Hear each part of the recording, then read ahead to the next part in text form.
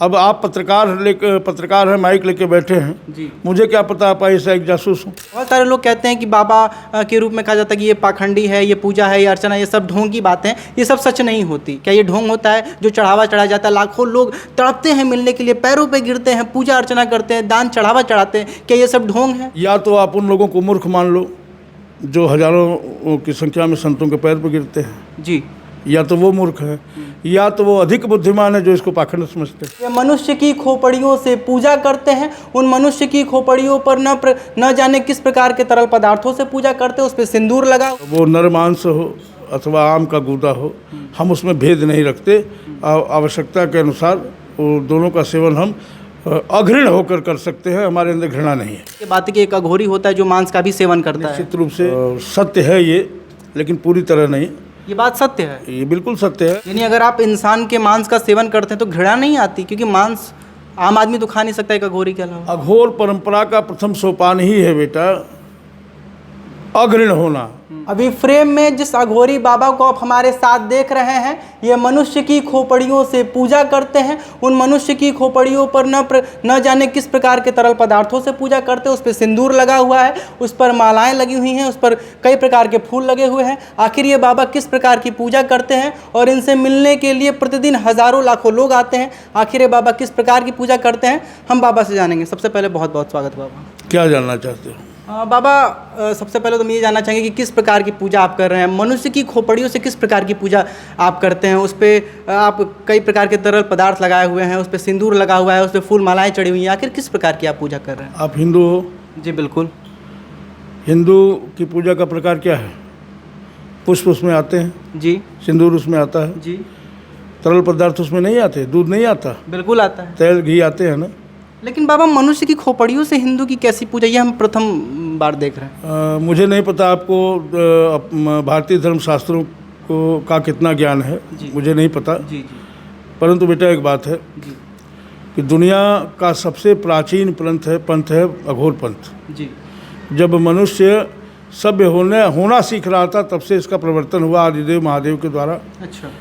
जो पूरी महादेव का स्वरूप ही पूरा प्रकृति का रूप है। आप ध्यान से देखो, जल, चंद्रमा, भस्म, रेप्टाइल्स, सिंह, सब कुछ उनके पास है। वो पूरी तरह प्रकृति के रूप है। तो हम प्रकृति की पूजा करते हैं। जी। ये प्रकृति द्वारा बनाई गई व्यवस्था है जिसे आप खोपड़ी कह रहे हो। जी। हम इसी पर हम में तुम में खड़क खम में घट घट व्यापत राम की व्यवस्था जो है, जी। जो सिद्धांत है, उसके अनुसार इसमें शिव और महादेवी की पूजा करते हैं। इसी पर स्थापित करते हैं उनको। आपके घर में कथा हुई है कभी सत्यनारायण की? जी बिल्कुल, बहुत बार हुई। गाय के गोबर से अंबिका और गणेश का गणेश जी की बनाई जाती है। तो आप गोबर की पूजा करते हो, गणेश की पूजा करते हो? जी, हम तो गणेश जी की पूजा करते हैं। उनमें हमारी भावना रहती है कि उसमें गणेश जी का वास। आपकी बात का जवाब मिल गया होगा। इसमें हमारी भावना है, इसमें शिव विराजित हैं अपने समस्त शक्तियों के साथ, और इसके कण कण में वो शक्ति के रूप में देवी विराजित हैं। इसलिए हम शिव और शक्ति की पूजा अपने परंपरा के अनुसार नर कपाल पर करते हैं। बाबा, हमने आपके बारे में बहुत सारी बातें सुनी हुई हैं कि अघोरी बाबा वो बाबा होते हैं जो रात के अंधेरे में शमशान घाट पर अकेले बैठे हुए होते हैं, और हमने सुना है कि आप लोग इंसान के मांस का भी सेवन करते हैं। आखिर वो कौन सारी बातें हैं, अगर आप बताना चाहें? इंसान का मांस भोजन की वस्तु है क्या? नहीं तो फिर कही जाती है बात कि एक अघोरी होता है जो मांस का भी सेवन करता है। निश्चित रूप से सत्य है ये, लेकिन पूरी तरह नहीं। ये बात सत्य है। ये बिल्कुल सत्य है। तमाम ग्रंथों में इसके उल्लेख मिलते हैं कि शवमांस भी वर्ज्य नहीं है अघोरी साधकों के लिए। हाँ। लेकिन वो विशेष परिस्थितियों में, विशेष साधनाओं के दौरान, हर समय के लिए ये बात उचित नहीं है। ये एक बात सत्य है कि हमारे लिए वो नर मांस हो अथवा आम का गूदा हो, हम उसमें भेद नहीं रखते। आवश्यकता के अनुसार वो दोनों का सेवन हम अघृण होकर कर सकते हैं। हमारे अंदर घृणा नहीं है। यानी अगर आप इंसान के मांस का सेवन करते हैं तो घृणा नहीं आती, क्योंकि मांस आम आदमी तो खा नहीं सकता एक अघोरी के अलावा। अघोर परंपरा का प्रथम सोपान ही है बेटा अघृण होना। घृणा ना आए। घृणा ही ना आए। घृणा पहला पाश है जो मनुष्य को मनुष्य बनाए रखता है, मानव बनाए रखता है, जीव बनाए रखता है। घृणा को ही छोड़ना है सबसे पहले। घृणा ही नहीं छोड़ पाए, ईर्ष्या ही नहीं छोड़ पाए, द्वेष ही नहीं छोड़ पाए, जाति नहीं छोड़ पाए, कुल नहीं छोड़ पाए, शील नहीं छोड़ पाए, तो क्या छोड़ेंगे आप? कैसे शिव की तरफ जाएंगे? शिव निर्बंध है, और ये आप इन सारी चीज़ों से बंधे हुए हैं। आपको लगता है मेरी माँ, मेरे पिता, मेरे वस्त्र, मेरा शरीर, अगर इन सबको नहीं छोड़ेंगे तो आप कैसे अघोर परंपरा की तरफ जा पाएंगे? आप शिव का कोई माता है? नहीं। पिता है? नहीं है ना। समस्त संबंधों से विमुक्त है वो।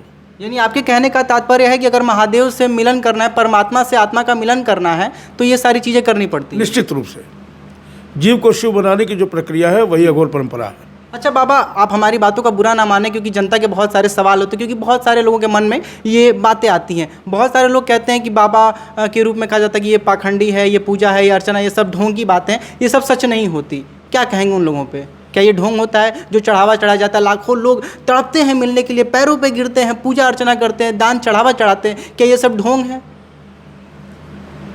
देखो, या तो आप उन लोगों को मूर्ख मान लो जो हजारों की संख्या में संतों के पैर पर गिरते हैं जी, या तो वो मूर्ख है, या तो वो अधिक बुद्धिमान है जो इसको पाखंड समझते हैं। कहना क्या चाहते हैं? इस पर मैं क्या टिप्पणी करूं? हाँ। अपने अपने मन भावना की बात है। धर्म के प्रति कितनी अटूट आस्था है आपकी, इसकी बात है। रही बात पाखंड की, तो धर्म की आड़ में अधर्म तो होता ही है। हर व्यक्ति ईश्वर के मार्ग पर चल नहीं सकता।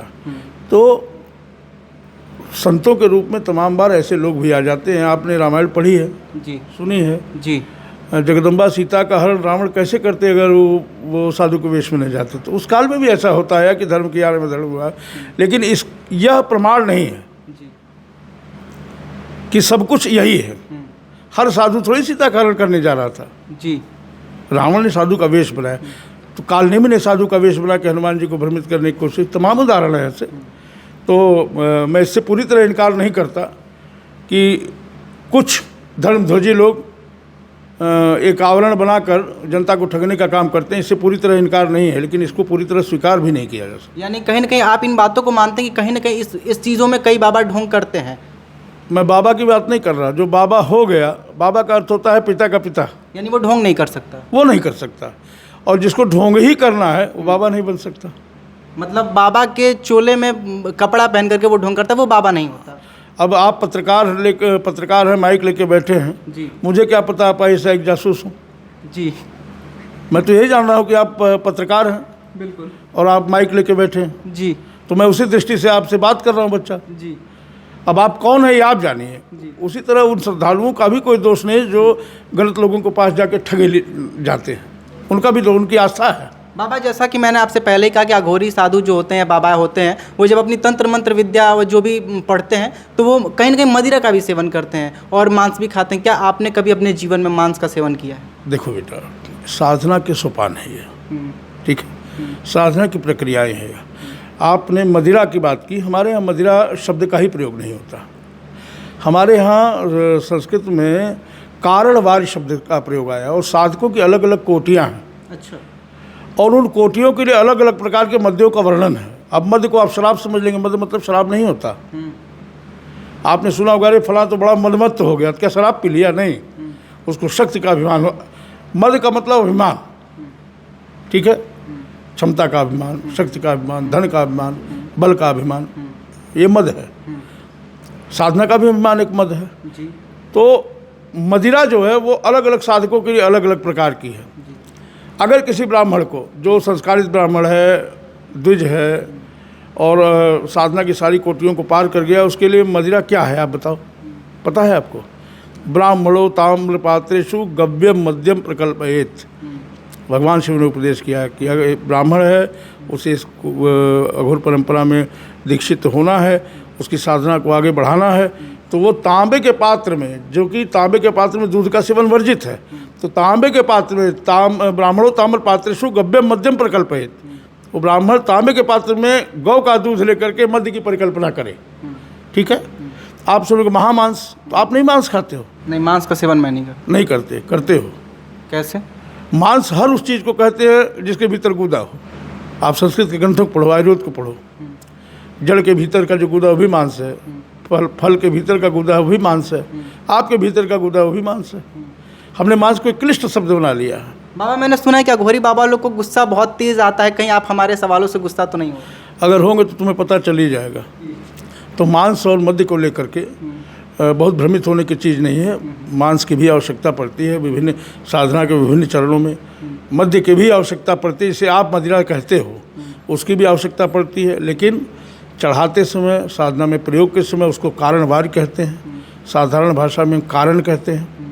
और लेकिन जब उसका पान करता है संस्कार, पंच संस्कार करने के बाद जो पंचमकार विधि का प्रयोग करता है पूजा में, वो साधक जब उसका पान करता है तो भगवती तारा का दुग्धपान के रूप में करता है, जिसको सारे अघोरी साधक असम चले जाओ और हिमालय तक चले जाओ उसको दुधुआ कहते हैं। तो शराब पीने से नशे में हुआ जा सकता है, लेकिन माँ का दूध पी कोई नशे में हुआ क्या? नहीं, ताकत मिलती है। ताकत मिलती है ना जी। बस यही जवाब है इसका। तो इन सबका प्रयोग होता है सम्यक विधि से, अपने अपने समय पर, अपनी अपनी जगह पर। ये आवश्यक नहीं है कि सब समय हर व्यक्ति साधना के हर क्रम में इसका उपयोग करे। बाबा एक आखिरी सवाल पूछेंगे आपसे। बहुत हज़ारों की संख्या में लोग मिलने आते हैं, आपके पैरों में गिरते हैं, आपका आशीर्वाद लेते हैं, आखिर क्यों? आखिर उनको ऐसा क्या आपसे मिलता है, अगर हम आपके शब्दों में जानना चाहें तो? अब ये तो बच्चा, जो लोग बाहर होंगे या जो लोग दिखाई दें उनसे पूछ लेना, वही बता पाएंगे वो क्यों आते हैं, वो क्यों मेरे पास आते हैं। मैं जानता हूँ, हमसे उन्हें स्नेह की प्राप्ति होती होगी, अपने मन को हल्का कर लेते होंगे कुछ कह के। मैं ईश्वर से उनके कष्टों के निवारण के लिए प्रार्थना करता हूँ, ईश्वर बात सुनते हैं। बाबा जिस प्रकार से और भी बाबा हैं, जैसे बागेश्वर वाले बाबा हैं, लोगों की मन की बातों को वो आते हैं और उससे पहले उनकी बातों को वो पढ़ लेते हैं, जान जाते हैं कि ये व्यक्ति हमारे पास कौन सी तकलीफ लेके आया है। क्या आप भी जान जाते हैं? मैं जानता तो यहाँ बैठा होता, मैं भी बागेश्वर बाबा होता। तो क्या आप उनके सपोर्ट करते हैं, उनको उनके पक्ष में हैं? भारतीय अध्यात्म बहुत गूढ़ है बेटा जी। और हजारों शाखाओं, प्रशाखाओं और उपशाखाओं से युक्त है। तो इसमें किसी चीज़ से इनकार किया ही नहीं जा सकता।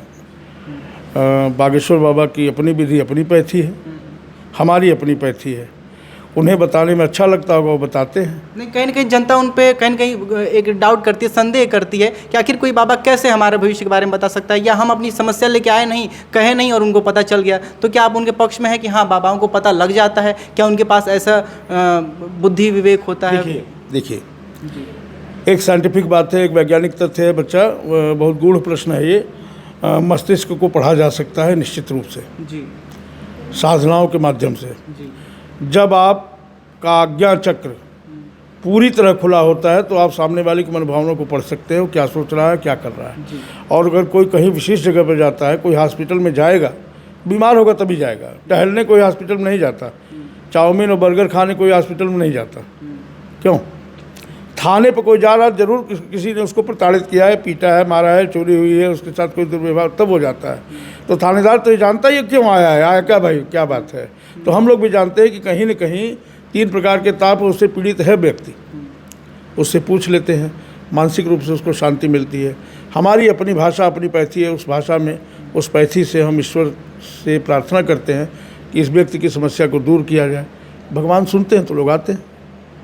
चलिए बाबा, आपने अपना बहुत कीमती समय दिया, धन्यवाद देना चाहेंगे आपको। आपने इतना कीमती समय दिया हमें, और लाखों की भीड़ लगी हुई है, बहुत सारे लोग बाबा से मिलना चाहते हैं। बाकी बाबा की बातें आपको कैसा लगी एक बार हमें कमेंट सेक्शन में ज़रूर बताइएगा। वीडियो में बने रहने के लिए आप सभी दर्शकों का सादर है।